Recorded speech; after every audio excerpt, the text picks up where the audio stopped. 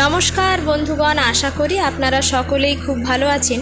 দেবযানীস cosy কর্নারের নতুন একটি ব্লগে আপনাদের স্বাগত জানাই। এই ভিডিও ক্লিপটা দেখে আপনারা নিশ্চয়ই বুঝতে পারছেন যে এটা রথযাত্রার দিনের ভিডিও। রথযাত্রার দিন সন্ধেবেলায় মাকে আর ছেলেকে নিয়ে চলে গিয়েছিলাম ইস্কনের মন্দিরে। সেই সময়টাতে মন্দিরের রথ ইস্কনের দিকেই আসছিল।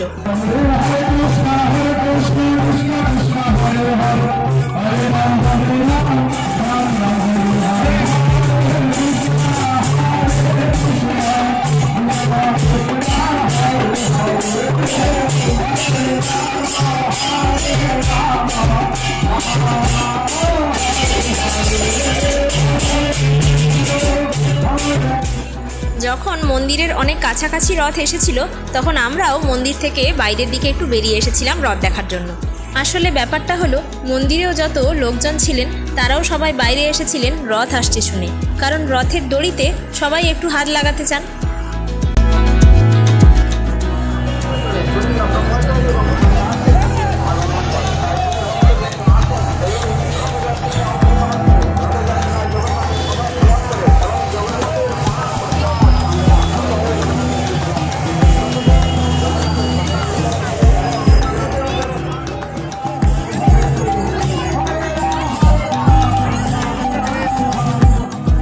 মন্দিরের একেবারে সামনে রথ এসে পৌঁছতেই শুরু হলো তোড়জোড়।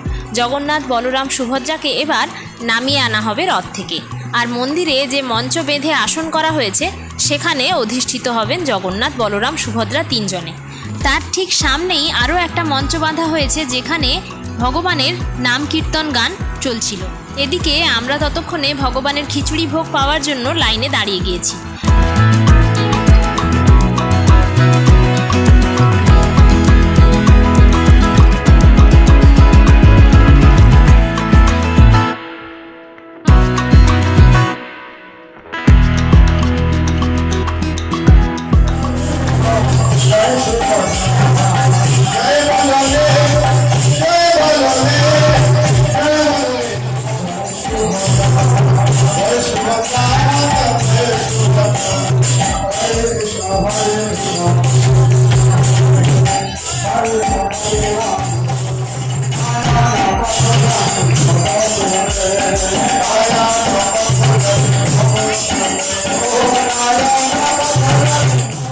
বলরাম, জগন্নাথ, সুভদ্রা একে একে তিনজনেই নাচতে নাচতে এসে পৌঁছলেন মন্দিরে।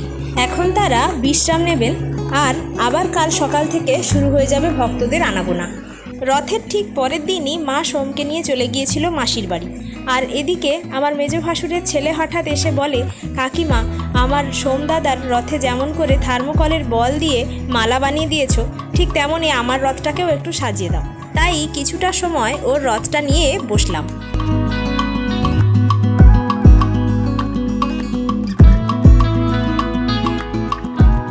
আগের রথ বানানোর ভিডিওটাতে আপনাদেরকে বলেছিলাম রথ তো বানানো কমপ্লিট হয়েছেই, তবে উল্টো রথের আগে আমি রথের লুকটা কিছুটা চেঞ্জ করব। প্রথম যে জিনিসটা সেটা হলো রথের দুদিকে একটা চাকার মতো ডিজাইন করা, যেটা হলে রথটা দেখতে একটু কমপ্লিট লাগবে। তো চাকার ডিজাইনটা করার জন্য এই রকম সেম দুটো আমি ডিজাইন থার্মোকল থেকে কেটে নিয়েছি আর ভালো মতো রং করে নিয়েছি। রং করে নেওয়ার পরে বর্ডার দেওয়ার জন্য গোল্ডেন কালারের যে পেপারটা নিয়ে এসেছিলাম সেটাকে কাঁচি দিয়ে সুন্দর করে কেটে এরকম একটা বর্ডার দিয়েছি।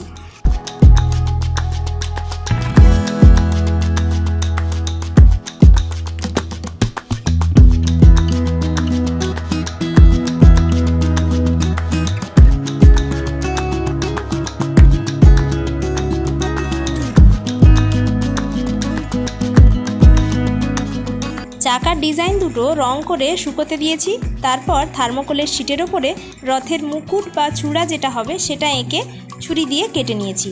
কেটে নেওয়ার পর দেখলাম যে মুকুটটাকে একটু রাউন্ড শেপ না করলে কিন্তু দেখতে ভালো লাগবে না, আর এমনি যদি আমি সেটাকে বেন্ড করতে যাই তাহলে মুকুটটা ভেঙেই যাবে।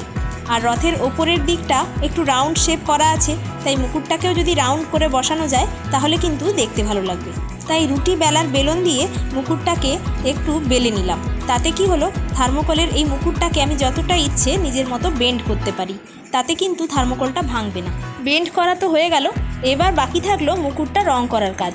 এখন সেটাও করে নিচ্ছি। যেহেতু রথটা পুরোটাই হলুদ কালারের ওপর আছে, তাই মুকুটটাও আমি হলুদ রঙই করছি, কিন্তু মুকুটটাতে আমি ডিজাইনটা হাইলাইট করার জন্য অভ্র ইউজ করেছি।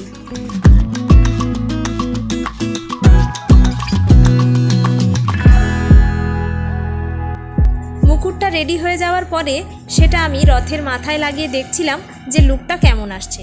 মুকুটটা লাগানোর পর রথের লুকটা পুরো চেঞ্জ হয়ে যাচ্ছিল ঠিকই, তাও যেন মনে হচ্ছিল আরও একটা কিছু বাকি থেকে গেছে। যাই হোক, মুকুটটা রথের মাথায় আঠা দিয়ে লাগিয়ে তারপরে এখানে আমি চাকার ডিজাইন দুটো একদম রেডি করে নিয়েছি। অভ্র দিয়ে এগুলোকেও একটু হাইলাইট করেছি যাতে চাকার ডিজাইনটা একটু বোঝা যায়।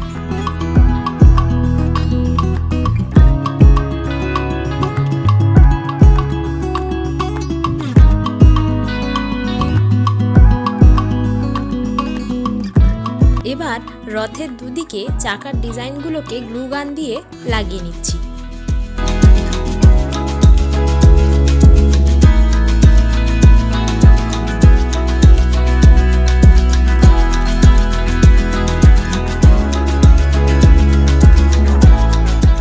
মোটামুটি উল্টো রথের আগে রথের কাজটা আবারও শেষ হয়ে গিয়েছিল, আর লুকটা চেঞ্জ করব বলেছিলাম সেটা তো করেইছি।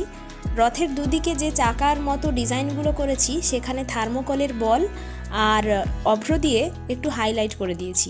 যেহেতু রথটা হলুদ আর লালের ওপর বেস করে করা, সেই জন্য লাল রঙের ফেব্রিক দিয়ে যেখানে প্রয়োজন সেখানে একটু আলপনাও দিয়েছি। এবার রথের যে মুকুট বা চূড়াটা বানিয়েছিলাম সেটা তো একটু আগে আপনাদের বলেইছি যে ইনকমপ্লিট লাগছিল, কিন্তু পালকগুলো লাগিয়ে দেওয়ার পরে একদম যেন লুকটা কমপ্লিট হয়ে গিয়েছিল। আর চূড়ার একদম সামনেই একটা তিলকও এঁকে দিয়েছিলাম থার্মোকল দিয়ে, যেটা লাল রঙের ফেব্রিক দিয়ে হাইলাইট করা ছিল। উল্টো রথের দিন বিকেলবেলায় ছেলে আবারও রথটা নিয়ে বেরিয়েছিল, আর রথের দড়িটা এবার উল্টো দিকে বাঁধা ছিল। তো রোড ক্রস করে আমরা এখন ওই দিকটাতে যাচ্ছি। আর উল্টো রথের দিন রথ নিয়ে দীঘা বাস স্ট্যান্ডের ওই দিক থেকে আমরা একটু ঘুরে এসেছিলাম।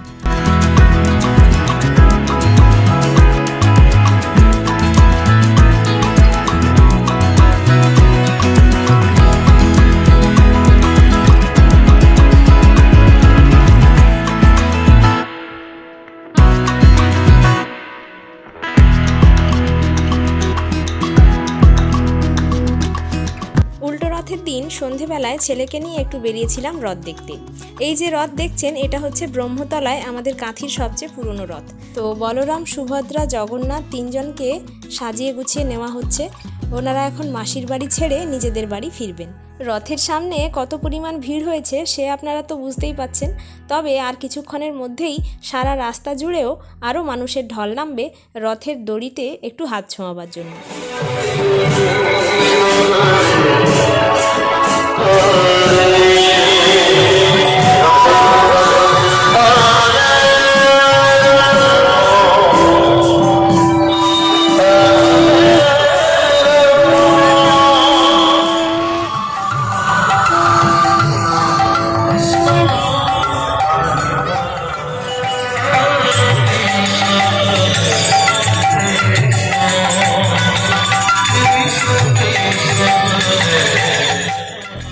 মোটামুটি অন্যান্য সমস্ত ফেস্টিভ্যালগুলোর মতন রথযাত্রাও এলো, আর কয়েকদিনের মধ্যে কি করেই যে দিনগুলো কেটে গেল বোঝাই গেল না।